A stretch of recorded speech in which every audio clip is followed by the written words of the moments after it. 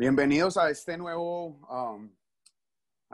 video que va a ser una entrevista. En el día de hoy tengo una invitada especial y vamos a tocar un tema realmente un poco candente, un poco fuerte, que de pronto va a sacudir a las personas, pero realmente es fundamentado con mucho amor.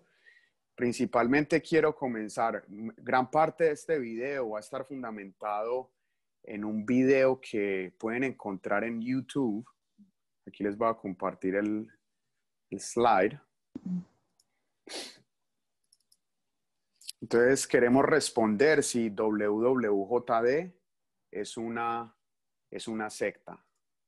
Me lo pongo aquí al lado para que no estorbe. Ok, perfecto.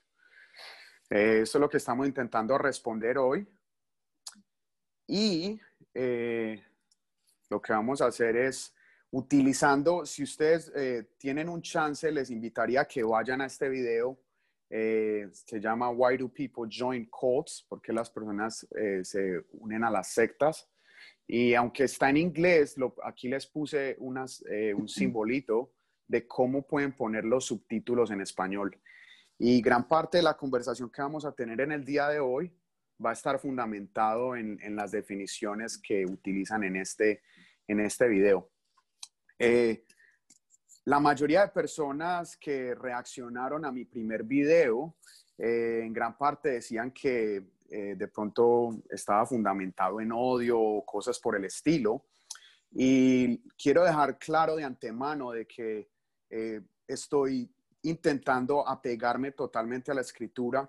Tengo este pasaje que preparé, Deuteronomio 19, 15 al 19, y dice: en caso de algún delito o pecado relacionado con alguna ofensa cometida, no se tomará en cuenta contra nadie a un solo testigo.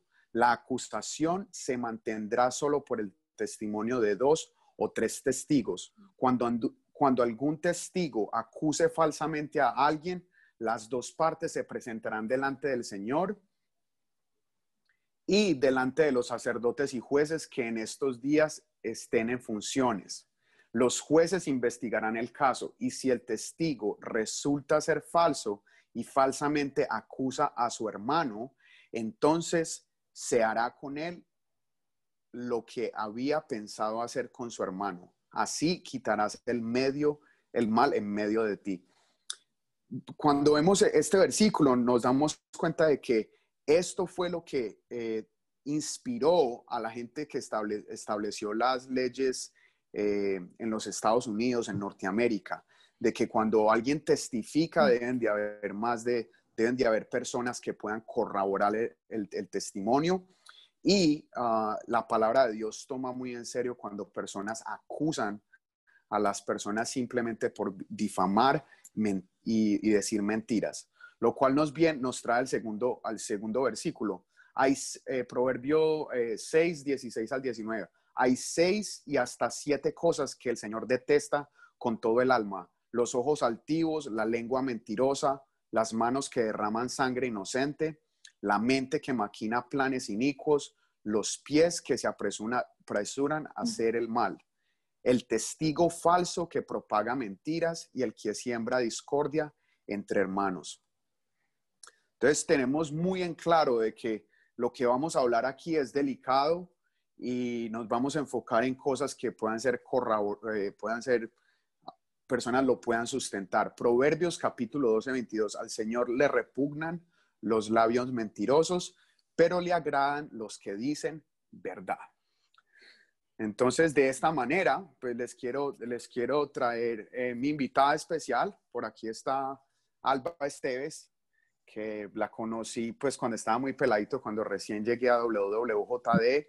Y yo llegué precisamente como en diciembre del 2006. Yo me había convertido al Señor más o menos cuando me estaba graduando en el 2005, y llegué a WWJD a finales del 2006. Y ya para ese momento ahí estabas. Entonces, pues bienvenida. ¿Cómo estás, Alba? Muchas gracias, muy bien. Gracias por la invitación. Y entonces cuéntanos un poco, bueno, pues tu experiencia. Estabas bien jovencita.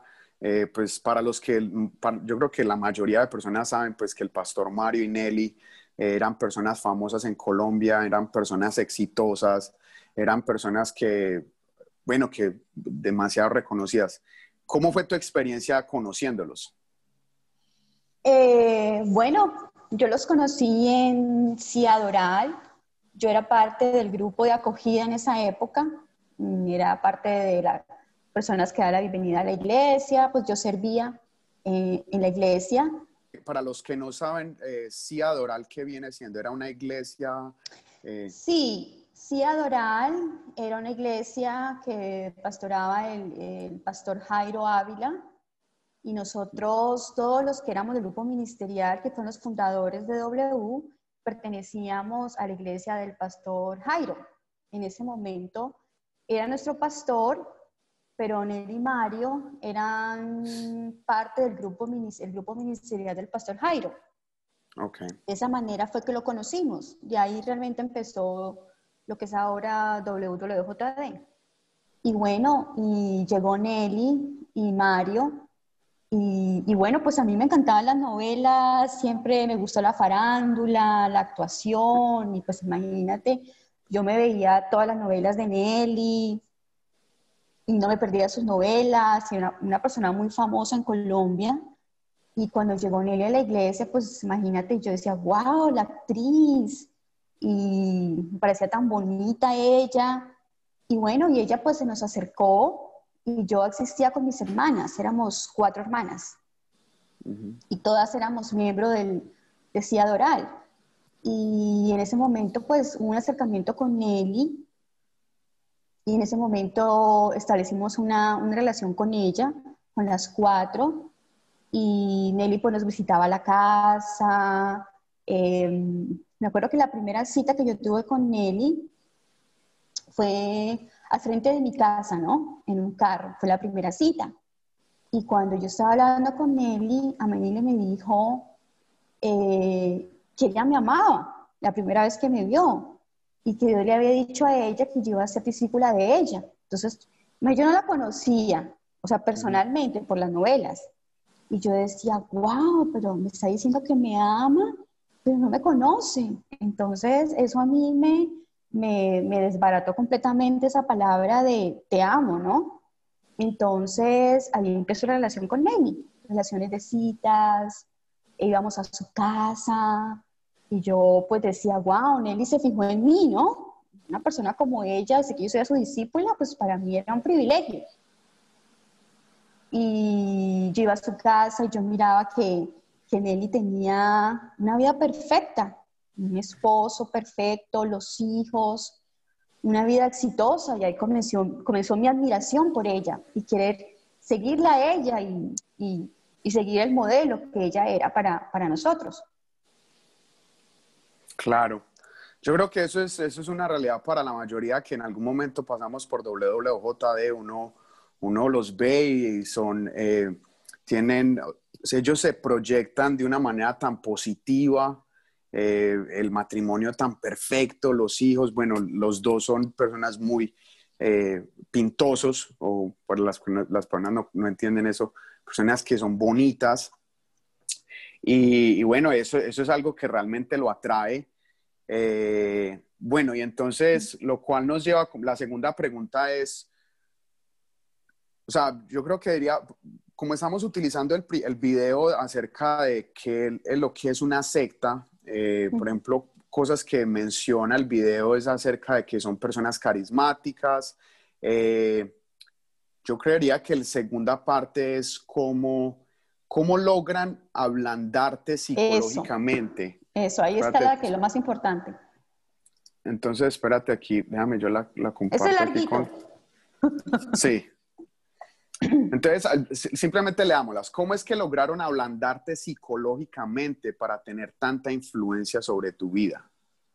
Si quieres, empieza por eso. Sí, En parte ya comenzaste, pues, está dentro de lo que son sectas. Una de las cosas que es bien importante es que lo bombardean a uno con amor.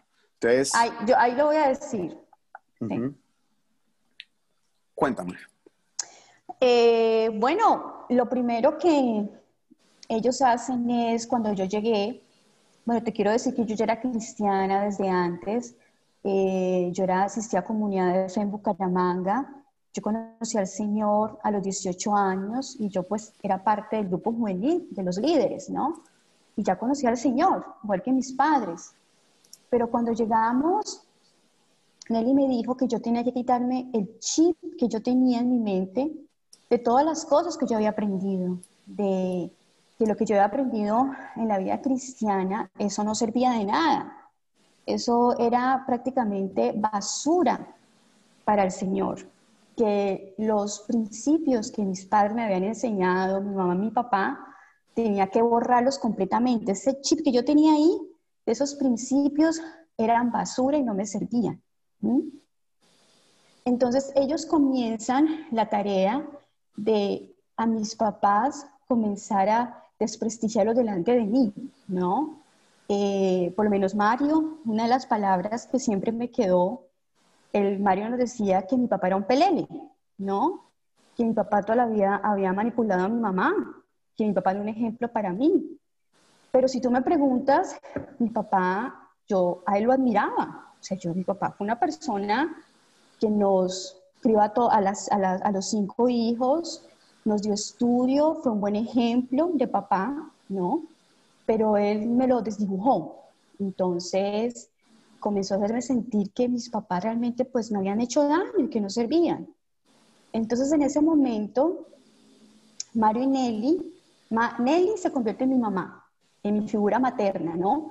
Porque te quitan toda admiración por tus papás, te quitan toda autoridad que ellos pueden tener en mi vida.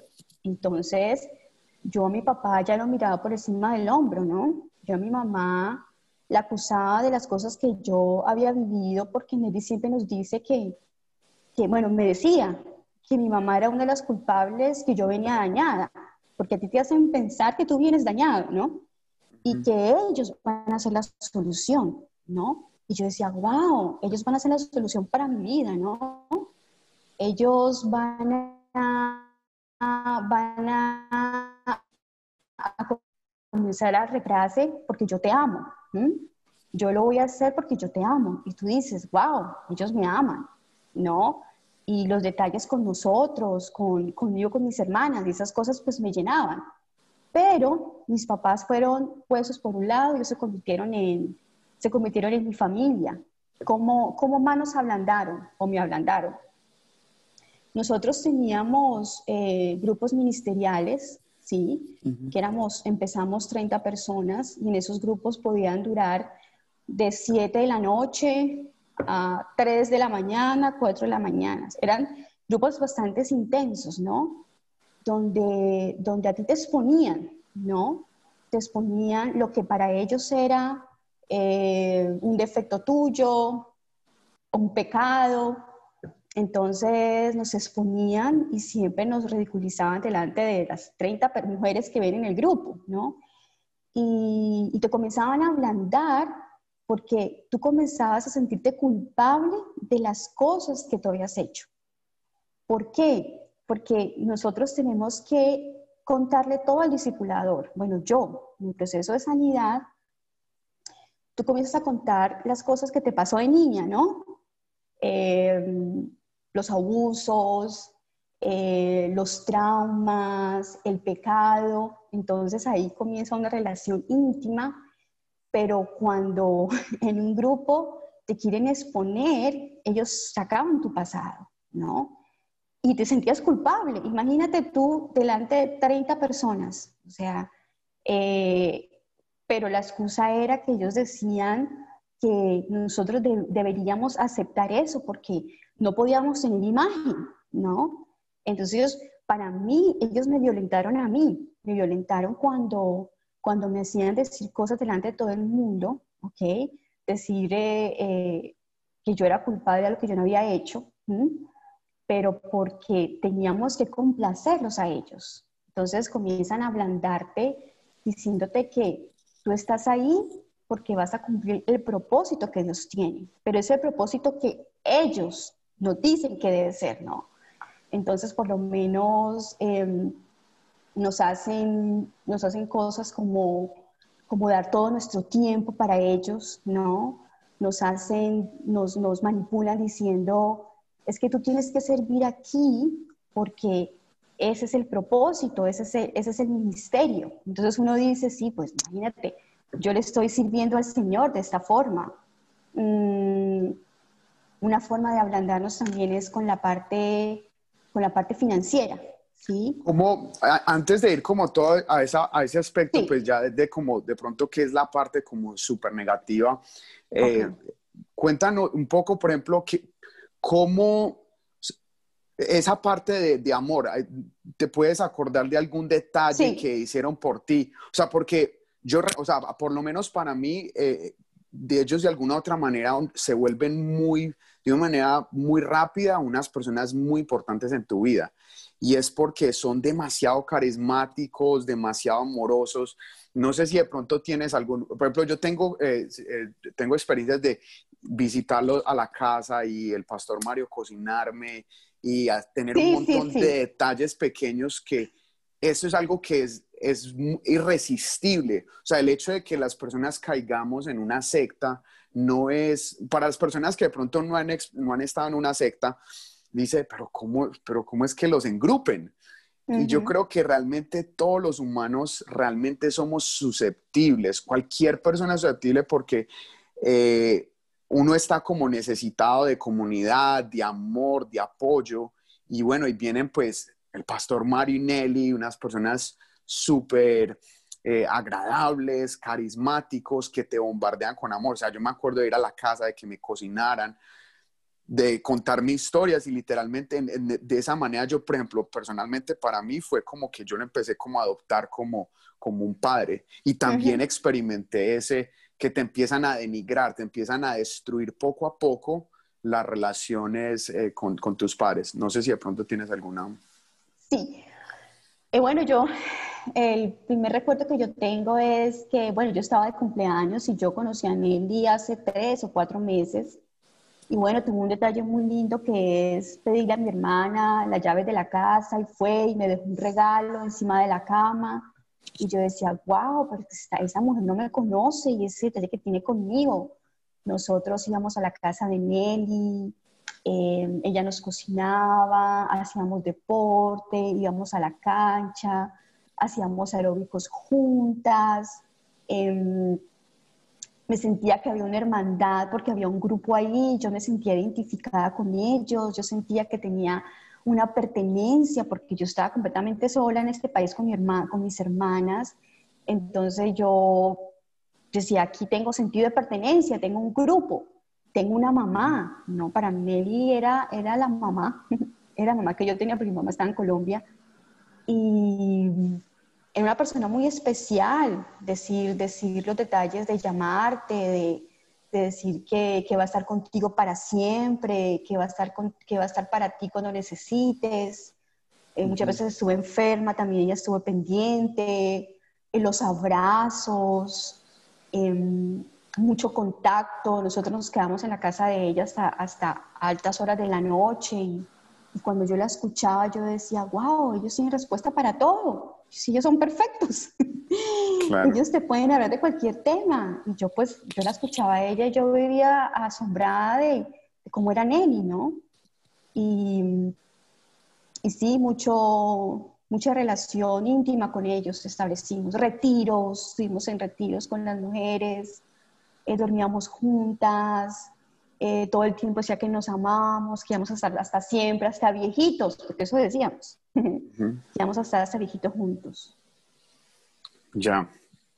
Sí, yo creo que eso también, en ese aspecto yo también experimenté algo así similar, pues el que una persona esté dispuesto contigo en compartir, hacer deporte y eso pues te engancha de una manera y ya después de que te han enganchado, te han bombardeado con amor, es donde hay como esa facilidad de que empiezan a tener mucha influencia. Que ahí ya más o menos, por ejemplo, entonces entramos a lo que nos estabas compartiendo. Entonces, me decías que ya cuando empiezan como a estructurar la iglesia, cuando empiezan a hacer planeación, habían estos grupos, siempre se llamó el grupo ministerial, como que Ujú. la crema de la crema de WWJD y me decías que entonces en estas reuniones, cuéntanos de pronto más o menos qué pasa. Yo personalmente nunca estuve en ese ámbito, tú eres parte de ese primer grupo, pero yo llego ya cuando la iglesia tiene más o menos como unas 200 y pico de personas. Cuéntanos un poco de cómo era esto. Bueno, el grupo ministerial era un tema que, pues, que Nelly daba, pero que yo me acuerdo, nosotros realmente nunca estudiamos la palabra, o sea, todo era pues lo que Nelly enseñaba, ¿no? Y si una mujer por lo menos había cometido un error, una falla, podía ser una falla a nivel ministerial, ¿no? Porque todas las mujeres ahí tenían cargos, todas éramos líderes, y tú no podías fallar. Ay, ¿qué pasó? Se está acabando el tiempo. Sí, miércoles. Ok, dale. Vuelvo, creo que se me olvidó lo que estaba diciendo. Sí, en esos grupos ministeriales, nosotros, primero que todo, nosotros siempre decíamos, vamos a ir para que nos den palo. Nosotros siempre decíamos eso. Y nosotros todas llegábamos muertas del susto porque decíamos, ¿a quién hoy le van a dar palo? ¿Con quién hoy? ¿A quién hoy le van a dar duro? Entonces, y es que era así. O sea, si tú cometías un error, te doy un ejemplo. Por lo menos si tú no llevabas una lista o algo, a ti Nelly te exponía en un grupo, ¿no? Te exponía en un grupo y decía que tú no lo hacías porque eres una persona rebelde, ¿no? Eres una persona desobediente, ¿sí? Y te exponía delante de todo el mundo. O muchas veces una persona no estaba de acuerdo con lo que Nelly decía y a muchas mujeres le decía que se saliera del grupo de esa forma. Contábamos también muchas cosas que hacíamos ahí. Mucha gente contaba faltas que tenía y Nelly te exponía públicamente con todas las personas del grupo. Te pongo un ejemplo, ¿sí? Bueno, realmente yo era las personas que nunca hablaba, porque yo le tenía pánico a Nelly. O sea, yo le tenía miedo a Nelly. O sea, yo era incapaz de decir algo. Pero por lo menos mi hermana Gloria, ¿puedo hablar de eso? Sí, claro. Ok. Bueno, mi hermana Gloria, ella fue una de las primeras personas que se fue del grupo ministerial. Era una discípula de Nelly. Yo creo que eso fue Y previo a que yo llegara a la iglesia, porque yo sí, llegué en 2006. Uh-huh. sí. Y yo pienso que mi hermana Gloria fue de las personas más abusadas por Nelly, emocionalmente y espiritualmente. Mi hermana siempre era ridiculizada por Nelly porque era la persona que más hablaba. Mi hermana siempre, ella exponía lo que ella pensaba, ¿no? Y Nelly siempre la ridiculizaba delante de todos. Mi hermana, me acuerdo mucho en un retiro, en esos famosos retiros nos daban duro a todas, ¿no? Y todo el mundo salíamos apaleados, como dicen ahí. Y mi hermana una vez, ella tenía un cuaderno, ¿no? Entonces en un retiro ella le dijo con todo el amor a Nelly, le dijo, mira Nelly, a mí Dios me habla y yo escribo lo que Dios me dice y, y me gusta escribirle a Dios también, pues con toda la ternura y con todo el amor, ¿no? Uh-huh. Y Nelly le dice, en un grupo de 20 mujeres o más, le dice, tú estás loca, tú te volviste mística, que Dios a ti te habla y tú escribes, ella está loca. Entonces, esas eran las actitudes de Nelly delante de muchas mujeres. Y una de las cosas es que nosotros estábamos tan controladas y tan manipuladas, ¿no? Que ninguna era capaz de decir nada. Y yo siendo la hermana, ¿cierto? Yo no tuve la valentía de decir, ¿sabes qué, Nelly? ¿Por qué le hablas así? O sea, ¿por qué nos hablas de esa manera? Porque ninguno lo podíamos hacer. Entonces, esa era la forma. Nelly nos escarnecía en público. Por lo menos Nelly a muchas mujeres le decía que estaban locas. Entonces, esas eran las expuestas en público, ¿no? Hacernos quedar mal.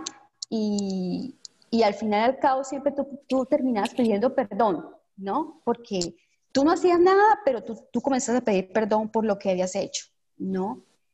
Y la frase que Nelly decía es que yo lo hago porque yo las amo, ¿no? Después que nos regañaba y nos gritaba y todo, es Ya. porque yo te amo. Y yo decía, bueno, sí, realmente es porque ella lo hace, porque ella nos ama. Yo recuerdo que a mí también me pasaba algo un poco parecido y era, uno se vuelve, no sé por qué razón, uno se vuelve un poco como masoquista, como que le gusta que te digan en lo que te equivocaste y como que uno dice, el pastor Mario me dice las cosas a mí directo, lo que está mal. Lo que ya después uno empieza es como a darse cuenta es que no es consistente, es que siempre uno es el que está mal, pero nunca hay de pronto la humildad de parte de ellos. Entonces de pronto te cogen y te juegan, te maltratan y después te dicen, ah, pero te amo y lo hago porque te amo, lo cual pues es bastante, o sea, esto no es el comportamiento de un ministro, de un pastor o de un obispo, como dice la escritura. Entonces aquí, por ejemplo, en la segunda pregunta tenía, ¿cómo es que logran ablandarte psicológicamente? ¿Qué consecuencias tuviste en tu vida personal a raíz de la manipulación?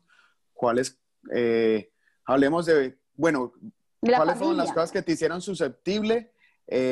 No sé si, ¿qué crees que en el caso, por ejemplo, mío, yo venía de drogas, venía de fiesta, venía de ser muy sociable y necesitaba una comunidad que como que me fuera a mantener limitado y realmente pues una iglesia, el WWJD, que es como tan sectario, era como el lugar ideal como para protegerme del mundo. Y bueno, y en ese momento pues no tengo un conocimiento más profundo de la Biblia.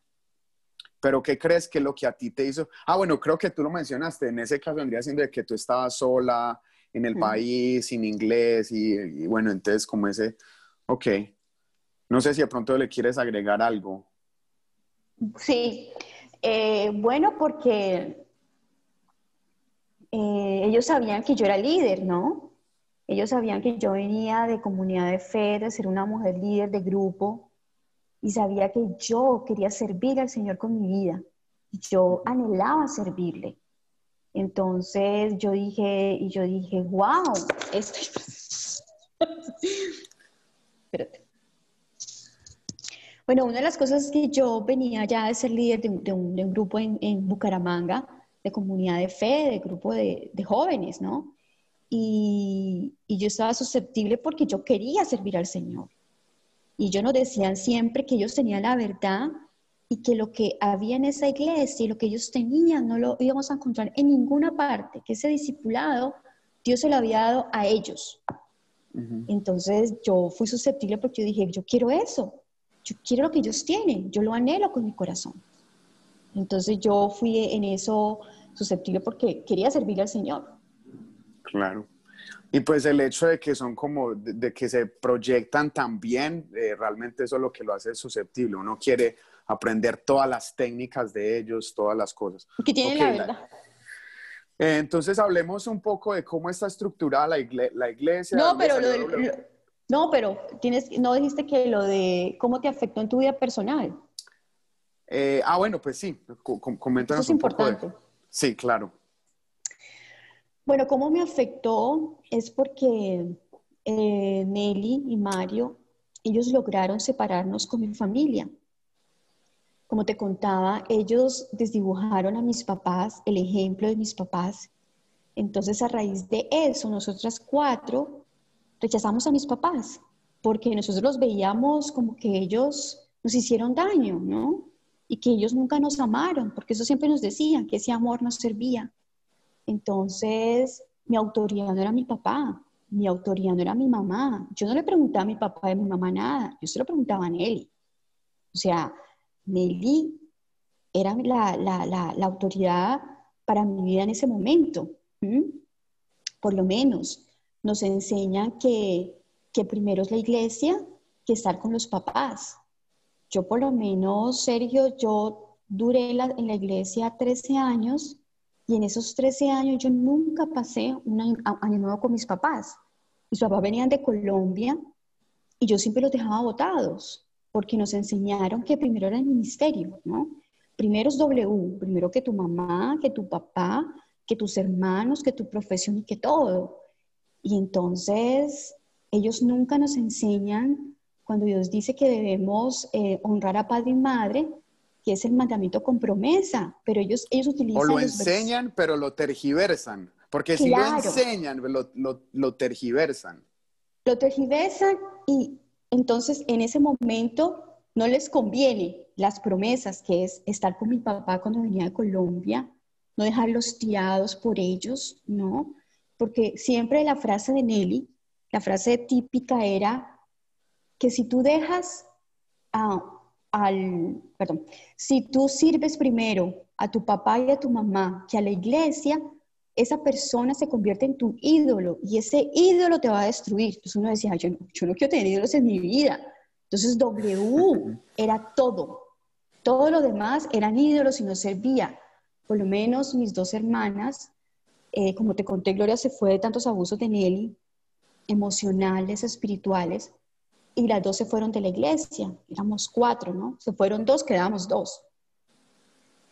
Y Nelly siempre nos hacía sentir que la gente que se iba dejaba de ser parte de tu familia, que mis hermanas eran la gente de la iglesia, ¿no? Con las que yo compartía. Y ya nosotros no compartíamos con Gloria ni con Adriana. Eh, yo, yo después de que Gloria se fue, me fui a vivir con mi hermana y Nelly influía tanto en mí, influía tanto en mis decisiones, ¿no? Que me hizo salir de la casa de mi hermana Gloria, porque ella decía que yo no puedo vivir con Gloria, porque Gloria se había ido a la iglesia y era una mala influencia. Otra cosa que hizo Nelly fue quitar la admiración que yo tenía por Gloria, porque eso es lo que hacen ellos. Ellos quitan a las personas que tú quieres y admiras para que ellos se conviertan en el ídolo tuyo, en tu centro. Entonces, nosotros nos separamos como hermanas totalmente, las 4, las que se fueron, junto con mis papás. Entonces, eso me dañó a mí, me dañó no aprovechar a mis papás. Y Sergio y ahora mi papá y mi mamá no pueden venir porque están viejitos ya. Mi papá pues es una persona que sufre la presión alta, mi mamá está pues ya es una persona joven y ya no pueden venir. Entonces ellos hicieron que yo perdiera tiempo con mis papás, que no pueden venir en este momento. También Ay, una de las cosas... déjame ver si te interrumpo porque es que hay Sí, demasiada carne de lo que acabas de expresar porque ok. hay un montón de tergiversación y es el simple hecho de que cuando uno no conoce la escritura y cuando uno no sabe cómo interpretarla correctamente, hay muchas cosas que ellos dicen partes de verdad, entonces con el concepto te dicen que no te juntes con gente del mundo, entonces esos son partes de la escritura, pero hay que interpretarlas correctamente. Pero yo creo que lo más preocupante de todo es, porque no simplemente queremos hacer como el propósito de esta conversación no es tanto difamarlos a ellos y decir que ellos son personas terribles, sino de que eh, lo que ellos dicen predicar, el evangelio que ellos dicen predicar y las grandes cosas que están haciendo supuestamente ministeriales realmente no se alinean a un evangelio bíblico. Porque si nosotros hablamos de un evangelio bíblico es que las personas somos esclavos del pecado, que es el Espíritu de Dios, no tiene que ver ninguna iglesia. Hay personas que se convierten en una iglesia bautista pequeñita, hay gente que se convierte en una iglesia pentecostal, hay gente que se convierte hasta en otro país. Bueno, cantidad de cosas y Dios nos libera y nos quita la esclavitud al pecado, pero si nosotros nos damos cuenta de lo que termina pasando en WWJD realmente, es que uno se vuelve ese esclavo del sistema, uno se vuelve ese esclavo del pastor Mario y Nelly. Y entonces tergiversan todo en donde sí, debemos de amar a Dios con toda nuestra alma, con nuestro corazón, con nuestros pensamientos, ese debe ser el centro, pero ellos de manera muy sutil lo convierten que amar a Dios es como quien dice honrarlos a ellos, obedecerles a ellos y servir en WWJD, porque en otro lugar no, porque siempre hay este aspecto de que esta iglesia es única. Y realmente uno se vuelve esclavo y que realmente, o sea, mira que es muy interesante porque la mayoría de nosotros venimos en el caso mío, vengo de una descendencia católica. Uno viene de abandonar al Papa y de que el Papa no tiene palabra pues, para la fe de uno. Y una cosa de lo que nosotros diríamos que no predica el evangelio, una razón por la que diríamos que los católicos no predican el evangelio es porque le agregan obras. No hay seguridad de salvación, no hay este concepto de que somos regenerados, de que somos transformados, sino que es realmente, sí, creemos en Jesús que es el camino a la salvación, pero hay que hacer un montón de obras. Y es muy similar a lo que realmente pasa en WWJD. Sí, te salvas, recibes a Jesús en tu corazón, y no me voy a meter en todo ese tema del concepto de simplemente recibir a Jesús en tu corazón, sino que tu salvación y tu bienestar está directamente ligado al buen estatus, ¿cómo se diría?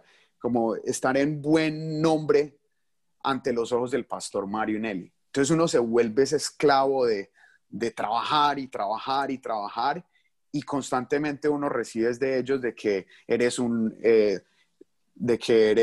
mediocre, de que no estás haciendo suficiente, no estás orando suficiente, no estás ayunando suficiente, y te dan y te dan y te dan y te dan y te dan, y uno realmente está detrás de querer alcanzar el éxito que ellos proyectan tener. Es bastante duro. Y es por eso que realmente queríamos tener esta conversación. Entonces, a ver.